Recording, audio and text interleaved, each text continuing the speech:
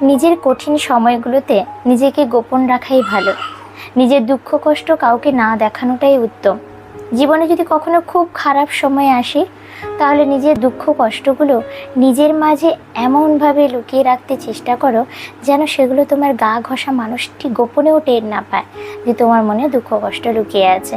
কাছের প্রতিবেশীও হালকা হলেও যেন টের না পায় যে তুমি ভেঙে পড়েছ। ভেঙে পড়াই তো দুর্বলতার লক্ষণ। পুড়ে ছারখার হয়ে গেছে তোমার মনের বন, এ কথাটা যেন বিন্দু মাত্র কেউ টের না পায়। আকস্মিক ঝড়ে ঝরে গেছে জীবন বৃক্ষের সব কয়েকটি পাতা, তবুও শক্ত হও, নিজেকে ভালোবাসো, নিজেকে নিজে বোঝাও যে এত সামান্য বাতাসে ঝরে যেতে নেই।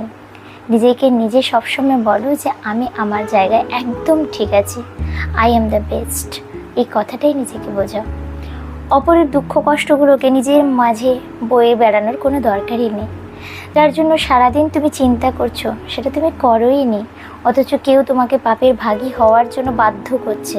তাহলেও নিজেকে শক্ত করো, নিজেকে বারবার বলো, বারবার নয় আমি তো বলবো সব সময় বলো যে যেটা আমি করিনি সেটা করিনি, এবং মাথা নত করার কোনো দরকার নেই।